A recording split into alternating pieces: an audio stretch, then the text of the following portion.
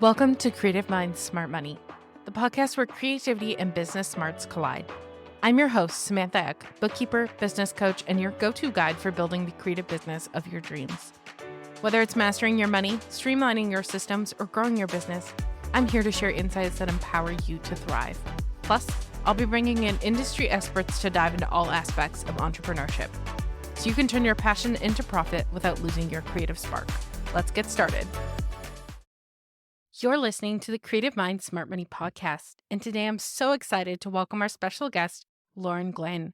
Lauren Glynn is a systems and operations consultant, empowering established business owners to work fewer hours and make more money without chaos and overwhelm.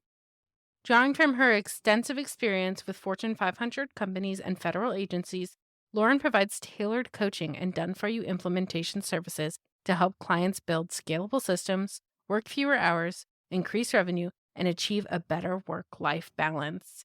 Lauren, I'm so happy to have you here today. I'm so excited to be here. Absolutely. So let's dive right in. And I would love to know what kind of led you to become a systems and operations consultant. So I was working for a bunch of really big companies, helping them as what's called an agile coach, where I help teams figure out their processes, their tools, their dynamics, how they want to communicate, their meeting cadence, all of those things. So that's what I was doing in the corporate world. And I decided that I didn't enjoy the corporate world. I wasn't enjoying selling my soul for money, and decided to kind of branch out on my own. And I had started out actually as a leadership coach because it felt like a natural transition from the work that I was doing, because I was also working with leaders in my corporate job. And I was working with a coach, a business coach, and I just wasn't getting traction with the leadership coaching. It just wasn't really taking off. And I was talking to her and she's like, what do you enjoy doing? What really lights you up inside? And I was like, well, I really like technology. Like, it's really easy for me. Like, I just get it really well. And, I'm already kind of helping some friends on the side do these kinds of things. And she was like, well, why don't you do that? And I was like, well, duh, that's probably a good idea. So that's kind of how I shifted my focus from sort of leadership coaching now to systems, operation, productivity, all of those things. Basically, helping you understand what to focus on in your business and then what systems sort of support. Okay.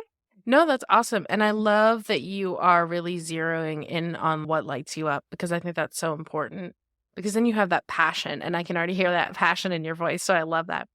I know you wanted to talk about vision and prioritizing your goals and developing like a really good action plan. So can you share your journey of defining your core values and how they really shape your business decisions? Yeah, so I don't have defined written down core values, but I think everyone has them sort of in their head, right? Who do they want to work with? What do they want to do with their lives? What sort of impact do they want to make in the world? And mine came about really organically, actually. I never really sort of sat down to define them, even though I kind of preach that people should sit down to define them.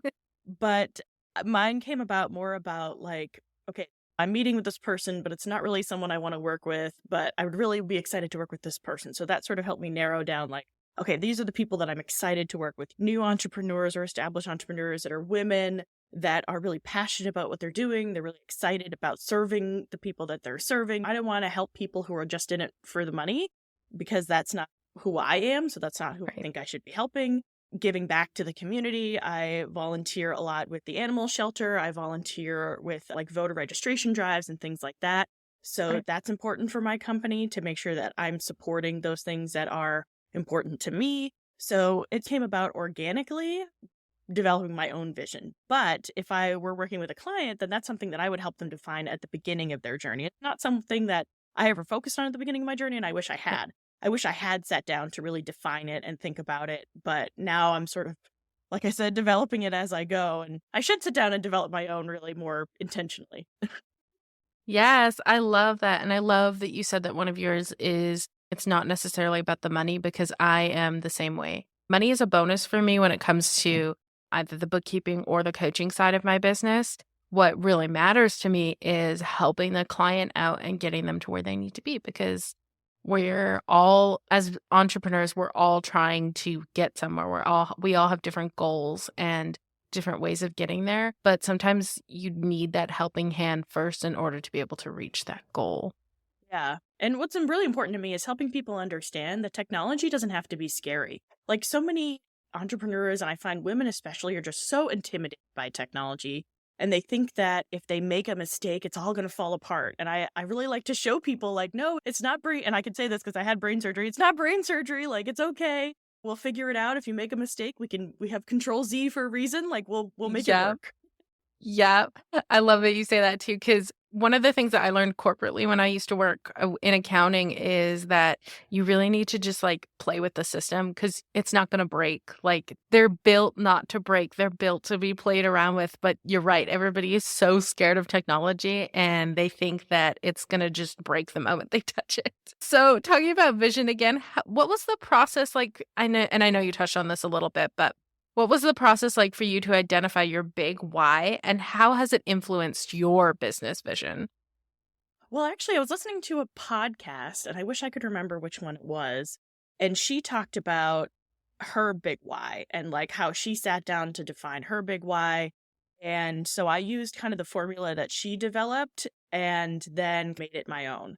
So I Okay. really she was really thinking about like, and we have this exercise in coaching called the 5 whys. You sit down and you really want to get to the root of, usually it's used for problem solving, but it's, you can get to the root of like, well, I want to help people. Well, why is that important? Well, I want to make a difference in the world. Well, why is that important? You keep kind of drilling down to find that really core why. And it's usually the core reason of why this software broke, but in your business, it can be the core reason of why you do what you do. And for me, it was about sitting down and thinking about, okay, well, I want to be in business for myself, but why? And I want to, okay, so I want to be in business for myself. Well, I want to be in business for myself so that I can help people in the way that I want to help people and not in the way that the corporate world is telling me I have to help people who may or may Right. not want the help, and sort of stepping that down. And my why came out of, I want to teach people that technology isn't scary and I want to help Yes. them succeed with technology. And so that's kind of how I got to my why. It was a combination of this process that I found out through this podcast and then also that 5 whys activity, which I think it ended up being more than five, but keep going until you get to the bottom one. Yes, absolutely. So, how do you go about really creating a compelling vision for your future? And like what kind of tools or methods do you use to do that? Is there any sort of like tech that you can suggest there? Yeah, so I really just use a Google Doc, honestly. Like Okay. I said, it doesn't have to be super fancy. It can even be a notes doc. I live in my notes app on my phone. And it may not all happen in one session. Like you may have to let it marinate a little bit in your head. So sit down, do the 5 whys exercise of why you want to be in business for yourself, why you want to help people, and then sleep on it. Think about it for a little while, figure out if that's really what you want. I would also write all the whys down so that you Yeah. can see and remember your progression of, okay, this is how I got here. This is why, no pun intended, why this was important. Write that down in a Google Doc and then marinate on it and then let it be flexible and fluid. It's not set in stone. You can always change your mind later and say, well, this isn't really what's important to me anymore. Now, this other thing is important to me. Maybe you become a parent. Maybe you adopt a dog and maybe you move or something changes that changes your perspective. And so then changes your vision of what you want your company to look like, what you want your vision to be. And so let that be sort of a living, breathing document and kind of keep the history so that you can see where you've come from Yes. and see what's happened to kind of change things for you. But let it be fluid, let it be flexible, let it adapt as your life adapts. Yes. So now that we kind of have that vision in place, how do we really start to prioritize or create goals out of that company vision? Yeah. So then we sit down and we say, okay, here's the company vision. And then you take a step back and you say, okay, so I understand my why and I Yeah. understand what I want my business to look like. And then you break that down into, okay, what does that look like bigger picture? What does that look like income wise? What does it look like who I work with? What does it look like the services that I'm providing? And you create goals around those. And then you take a step back further and you're like, okay, what's the next thing right before that I have to accomplish? Okay, what's the thing before that I have to accomplish? And what you want to do is break it down to manageable goals. You want to get to that point where you say, okay, what's the next step I have to take to achieve this larger goal that will get me to what I want my business to look like? And Right. it can be really hard. Like it can be really hard to break those things down. It can be hard to figure out what that next step is. And in Agile, we're always talking about doing just enough planning. You want to have that big goal in mind, but you don't want to Yeah. plan so far ahead because things are going to change. You're going to change as a person. Your business is going to change. The economy is going to change. You may start out thinking you want to be a CPA or a bookkeeper. And then you're like, well, actually, I really like coaching. Yeah. And so then you have to pivot and you have to shift and you have to be okay with that and understand like there's phases in life. And so that's why we just do just enough. What's the next step that we have to do to accomplish this bigger goal with the Yes. understanding that we may have to pivot. So that's how I like to plan out my goals and work with my clients to plan out their goals. What's your big castle in the sky dream? Okay, let's work backward from that and then figure out what the next step is that we can take in the near term to get you towards that goal. Yeah, I love the way you put that too, because talking about me personally, I'm a bookkeeper, but I recently had a transition where now I'm going into coaching. And while I'm still doing both, I had planned pretty much everything out for bookkeeping. I was like, I'm going to do all this. I have all these big dreams. I have all these big hopes. And then coming back to it, I'm realizing, oh, well, now I have to pivot because now I have two different streams that I'm going down with different ideas and different hopes and different dreams. So I think that just planning a little bit at a time is probably more helpful than being like, oh, I'm going to plan out the next 3 years and figure out what's going to happen. Yes. There's this great book called The 12-Week Year that helps you figure out, like, it says annual planning is dead and it's aimed more at corporate people, but you can use it. I've used it in my business. It's called The 12-Week Year. And I can't remember the author's name off the top of my head, but it's a very popular book. And it basically helps you break down those goals into what you think should be a year. And then it breaks it down into 12 weeks. And then it's like, okay, every week I'm going to do this step or this next thing. And it's a lot more manageable when you think about it. And it's not quarterly, it's 12 weeks because a lot of people try to make it quarterly. It's 12 weeks and it's a lot more manageable when you think about, okay, so this is my 12-week goal. So what do I have to do this week as 1/12 of getting to that goal? And it's still hard. It's hard to break down something into like a realistic 12-week goal. So it takes some practice to do and sometimes some Yes. guidance from someone like me. But it's really helpful in focusing and helping you understand what you should be focusing on in your business and what isn't important. What should you not be doing right now? Like right now, blogging isn't a big part of my business. I'm still doing it a Yeah. little bit, but my focus is being on podcasts. My focus is starting my own podcast because I Yeah. want to reach that broader audience and things like that. So you really want to understand what's my 12-week goal. Okay, then what do I need to be doing right now towards those goals? Yes. I love that. I love that. With talking about goals, like how do you differentiate between urgent and important tasks in your daily workflow? So urgent is if I don't do this, the house will fall down. Things will stop working. My client won't get their file on time. Things are going to happen as a result of you not doing this thing. Important is I should get this done, but I don't have to do it right this second. Things are not going to break. My client isn't going to be disappointed, or I'm not going to miss a deadline, but I do have to do this thing. So it's understanding the timing between urgent and important kind of differentiates the two. Okay. Okay. Can you share a personal example of focusing on a high impact long term goal and the outcomes that you achieved? Yeah, so I would say the pivot that I'm doing right now towards systems, it's actually been a long time in the making. I started at the beginning of this year pivoting towards systems and operations and productivity.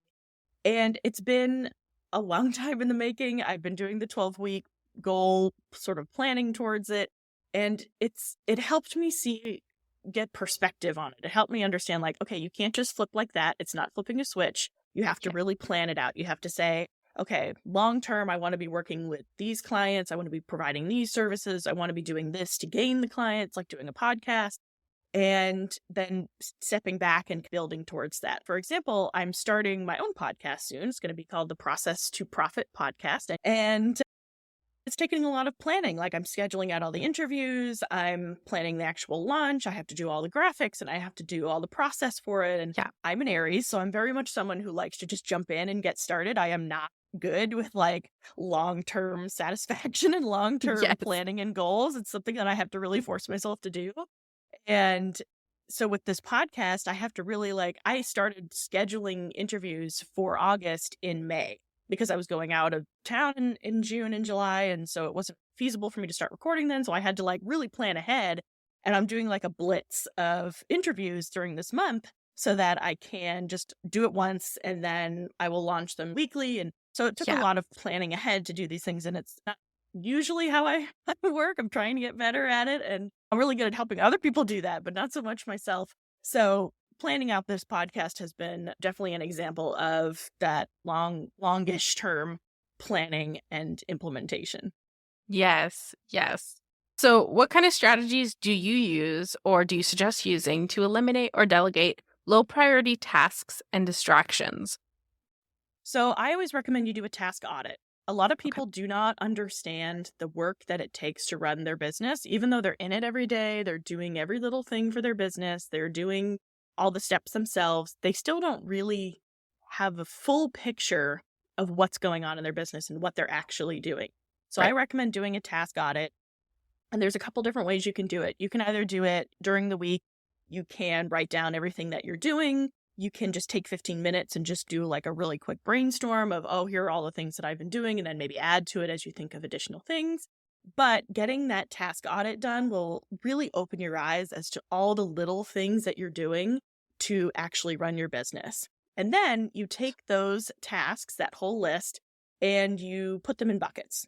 Things you enjoy doing, things that you could be potentially be done by someone else that maybe you don't necessarily enjoy, and things that could be automated. What are things that you're doing that actually a system could do? If it's sending Yes. follow-up emails, if it's sending podcast collaterals to people, potentially that could be automated, things like that. So it's doing the task audit, then organizing the tasks into those buckets. And then once you have those buckets, then it's saying, okay, what do I have to do to automate these tasks? Okay, what's left that I don't enjoy doing or that I could give to someone else?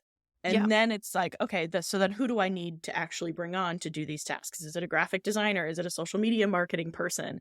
Is it just a VA that can go in and just manage your inbox and your calendar? Figuring out what those things are is that first step. Yes, absolutely. So now that you kind of have your vision, you've clarified your vision, you've know what goals you have in mind and you're going through your tasks. How do we combine all of that into creating some sort of action plan where it's very focus driven? Yeah, so the way that I do it and the way that I recommend my clients do it is I sit down every 12 weeks and I plan out, okay, these are the tasks I'm going to take every week to meet those 12-week goals. Okay, now I have all of my week 1, I have to do these things, week 2, I have to do these things. And that's not going to take up my full week. It's intentional, but it should be the focus of your week, of Yeah. whatever it is that you're doing, because you're also going to realize, like, oh, well, I said that I have to do podcast interviews, but I also have to sit down and find those podcasts and then apply to them. It's going to break out into more tasks than you think when you're initially listing those out. So you want to give yourself some cushion and not fully schedule yourself out with those 12-week goals.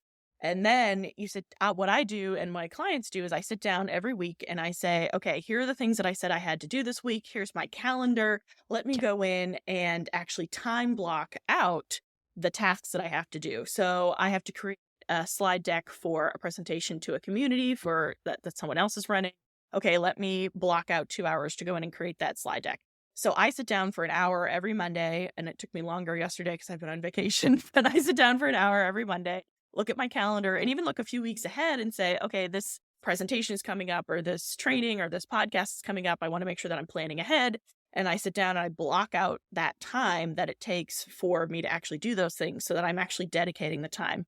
And it may or may not actually happen. You may, underestimate Yes. humans. Humans are notorious for estimating time terribly. We are not good at it. So you do not want to schedule out every minute of every day. You do want to make sure you're taking a lunch. You want to make sure if you're only part-time, then you want to really give yourself that cushion that you need to make sure that you're like a slide deck may take me 2 hours, but it may take me 4. It depends on how in depth I want to get and if I'm reusing content and things like that. So you want to be really generous with your estimates because it's probably going to take more time than you think it's going to take. And then I actually do all of this in Notion, which is a free tool that you can go in and set up schedules and weekly and tasks and projects and things like that. But you can do this right in Yes. Google Calendar. Like you don't have to be fancy with it. And that really helps me feel like I'm making progress. It helps me feel like I'm working towards something. The work that I'm doing has focus. The work that I'm doing has intention. And I'm not Yeah. just going in every morning and saying, okay, what do I have to do today? Oh, I have a presentation at 2 o'clock and I haven't made the slide deck yet for it. Really taking the time. A lot of people don't want to take the time to plan. They think it's a waste of time. They think, oh, I don't have time to plan. I just need to sit down and do it. But taking the time to plan will actually save you time in the long run. So Yes. building that into your schedule and then building into your schedule all the things that you actually have to accomplish really makes a huge difference. And then also time batching. I only do meetings. It's Tuesday right now. I only do meetings with other people on Tuesdays and Thursday if I can possibly avoid it. Because I know that context switching is so hard for me. And if I'm doing a podcast interview 1 minute and then I have to go off and work on a slide deck, I'm not going to be at my best. And then I have to drop that again to go in and do a networking meeting. That's just not how I work well. Yep. So I only do meetings Tuesdays and Thursdays within as much within my control as possible. Scheduling out your time, planning what you're going to focus on as much as you can, and then giving yourself that cushion, and then also trying to be really intentional with your schedule and your days and things like that, I find really make a huge difference in your productivity and actually reaching your goals and achieving the things that you want to achieve because you're making plans and working intentionally towards them. Yes. Yes. I totally agree with you there. I also time block, but then I also only take meetings on Tuesdays and Thursdays as much as possible. Like all my schedulers are planned for Tuesdays and Thursdays specifically because Monday I have my CEO day. Tuesdays and Thursdays I usually leave open for calls, or if I'm doing any kinds of like project work, I'll plan that into the day around the calls. And then Wednesday is my completely client focused day. And I'm like, if I had a call during this day, I wouldn't be able to concentrate. I'd be like, oh my gosh, I have to get ready for my call. And I find that a lot of the times is when I do have so many calls during a day, I tend to not work at all because You I'm like, stress about it. Yeah, you think yes, about it. Yes, that's the way I am too. yes. And it's like, oh my goodness, I have a call coming up. So why am I working? And it's nothing to really be stressed about because it's something you're used to, Right. but it just feels so weird. It's like, I have another call in like a half hour. I shouldn't be doing anything. Well, it's like you don't want to start something either because you know you're going to have to Yes. stop. And so that like gets in your head and you're like, well, I don't have time to really make any progress. So I'm just bother. Yes, I'm totally with you on all of that. Yes, yes, absolutely. And I've gotten to the point where I've been like, Friday can be my open day. If absolutely I need to, I'll take calls. But if not, then I'll focus on like other things, project based or something like that. And I find that so valuable because when you don't have a call, like I said, you're not feeling stressed. You just have that time to focus. So I definitely agree with that. What other productivity techniques have you found to be like most effective other than time blocking and time batching? So the other things that I really like doing is prioritizing. I know we talked about doing the 12-week year and understanding your goals and what you're working towards, but even within that, sometimes you just have to reprioritize your time. Oh, I got this opportunity to be on this really great podcast on a Wednesday. Okay, so I'm going to have to move some things around. So understanding that things have to change is really important. The other things that I've tried doing are the Pomodoro timer, and that is where you do 25 minutes of focused work, and then you take 5 minutes off and you set timers for all of this. And then every 4 blocks of 20, you take a longer break so that you have time to get up and stretch and walk around, and you can adjust this to how you want to do it. I find that doesn't really work for me. Like when I'm focused, I just want to keep going because sometimes I think I might have undiagnosed ADHD. Yeah. Sometimes when I'm really focused, I just want to keep going because it's so hard for me to get that focus that I don't want to lose it. And it's so easy for me to get up and walk away and go to the bathroom and then come back. And I'm like, well, what was I doing again? And it takes so Yes. long to get back into it. And then another thing that I've really been enjoying is not so much a productivity hack, but using AI, using those learning modules of just kind of to help me, especially as a solopreneur, brainstorm things and talk things out and really think things through. Like I actually pay for Claude.ai because I find the responses to be a little bit better and more creative than ChatGPT. And it really helps me to focus. It helps me to sort of think things through. It's not doing my job for me, but it is helping me to do my job more effectively because I can go to Claude and say, I need to work on this new lead magnet and here's my client and what do you think are some ideas that I could work on? And then it gives me a list and then I choose what I want to focus on or I give it feedback.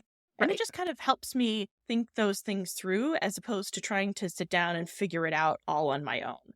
So I find that and I know that it's can be a controversial topic whether or not you should use AI in your business. And I don't advocate having it write all of your sales pages and all of those Yes. things. It can help you with those things and help you figure out what you want to say. And then you put it into your own words, but you shouldn't be using it exclusively for those kinds of things.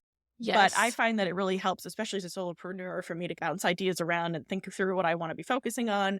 And then also prioritize. I can say I have XYZ to work on. What should I focus on first? Or what are the steps I need to do to actually achieve whatever this goal is or this project? Right. And it can help me sort of project plan that way as well.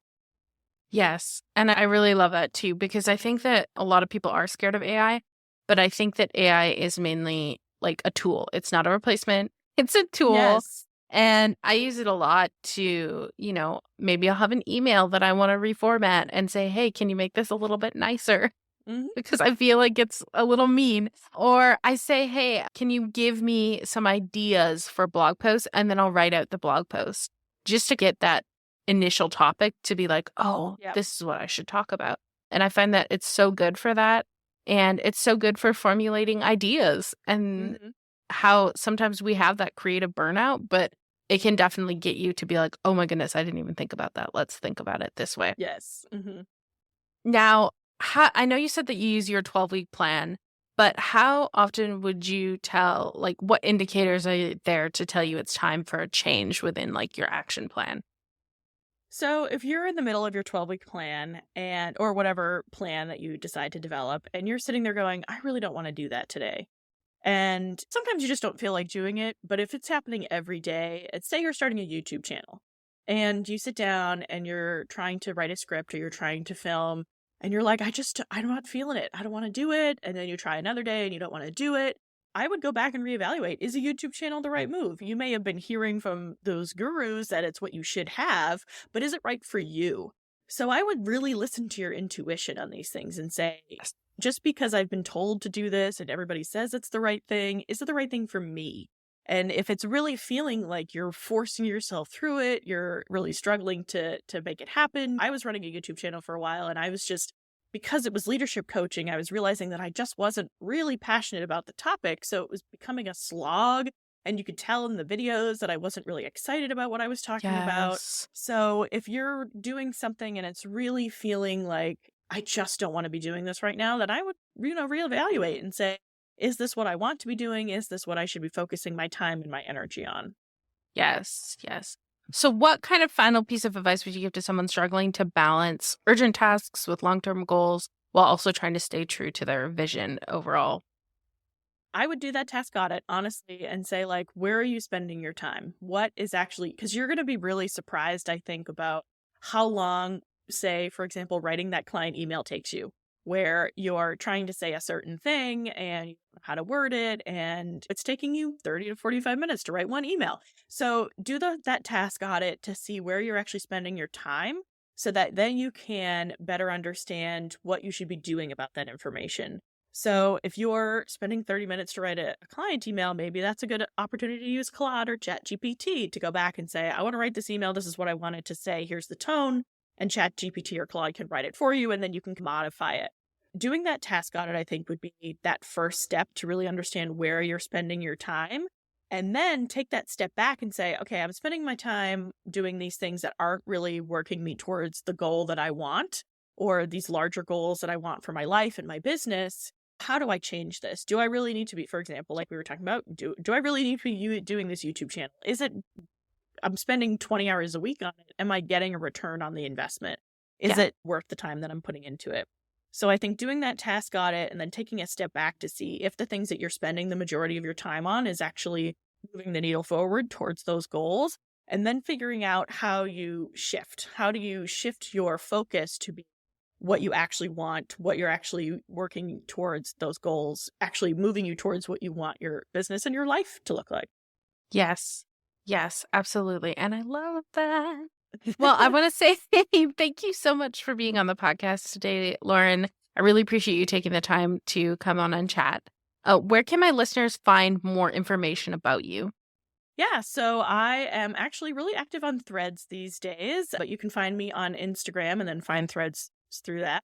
I am at Lauren G Consulting on Instagram, and Threads I think is the same one.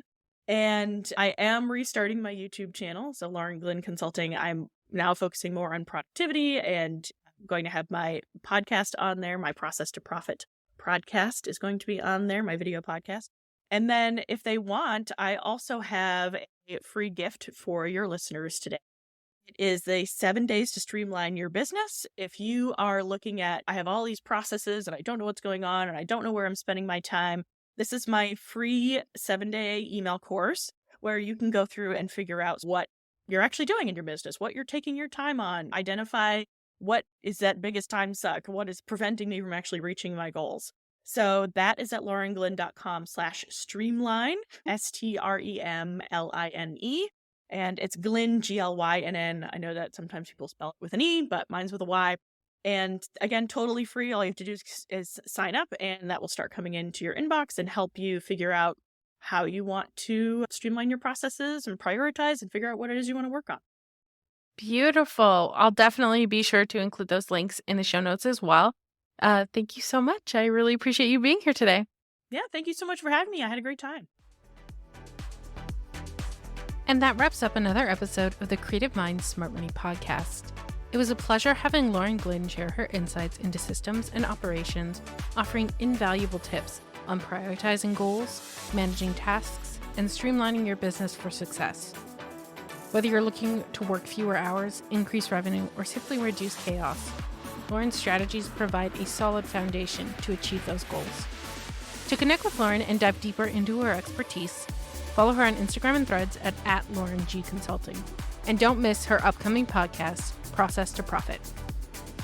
Be sure to check out her free 7-day email course, Streamline Your Business, to identify and eliminate time-wasting processes. Thank you for tuning in today. We hope Lauren's wisdom inspires you to take actionable steps towards a more productive and balanced business life. Until next time, keep your creative minds flowing. Farewell, fellow travelers.